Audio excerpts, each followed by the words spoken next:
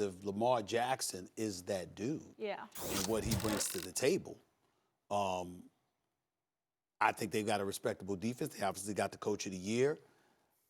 I'm not getting caught up in the NFC because I think Patrick Mahomes is the kind of dude, he gets a Super Bowl. I think he's going to win 2 more Super Bowls in his career.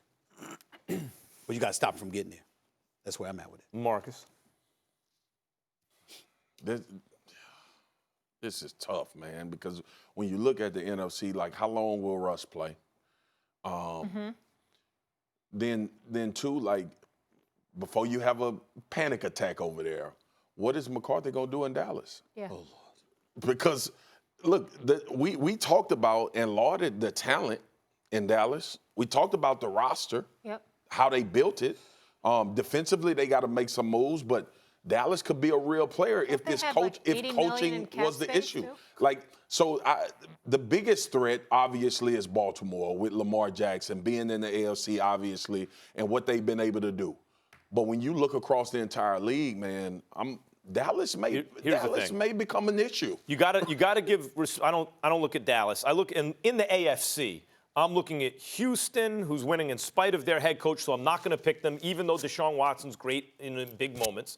I think you have to look at the Patriots because even post-Tom Brady, you're still going to have Bill Belichick. Believe me, he will find a quarterback, and he will build it back up. But the cupboard's a little bare right now. Brady made sure of that, so I can't pick them. The answer, whether or not it's unique, I mean, Stephen A. said it, you said it, is Baltimore.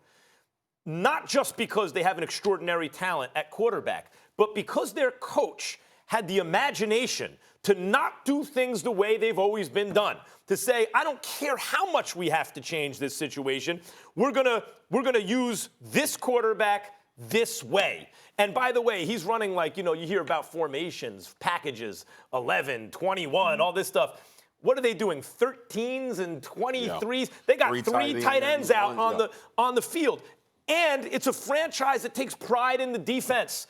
So when you talk about identity, they're going to run the ball, including with their quarterback. They got a guy who's the most accurate ever for his age and is getting more accurate before you even get to the running game. And they have a defensive philosophy that complements the run game. Don't get – look, it's possible that Lamar chokes under pressure. We don't know. We have two games. He has underperformed in both those 2 playoff games. But he's very, very young. And if he overcomes that, it's going to be tooth and nail, Chiefs and Ravens every year. Here's my concern with Baltimore. What is the adjustment when everybody catches up? That's the issue that I have with – like, Can they catch up, though? I believe Lamar will always be an extraordinary player. But can you have success? Because now, to your point, there's 2 years we've seen in the playoffs where you had to do something different. Think about what we were talking about. They're daring him to be accurate down the field. He's got to do it. And think about what we've talked about with the Ravens going forward. Like, nobody questioned the fact that they were a good team. It was when they get to this point. And it's not necessarily about Lamar. It's about Mahomes. It's about what quarterbacks out there do you identify that can line up with this man? Because Jimmy G obviously wasn't one. Who can line up in these pressurized situations and go toe-to-toe? When you're dealing with dynasties and threats to them, you have to look at, I keep saying this, more than any other league. NBA is about the players. Major League Baseball is about the GM. Football is about the coach. You want to know where the threats are going to come from? Look at Bill Belichick, Mike Tomlin, Harbaugh. Those dudes are always going to be in it because they coach them up. Not just how you draft, because you may hit on a draft pick largely because you developed them once they got to you. What about the Steelers? Not much. Yeah? And I'm a Steelers fan. Well, here's the problem. I'm getting Big Ben back, but I don't have Le'Veon Bell. I don't have Antonio Brown.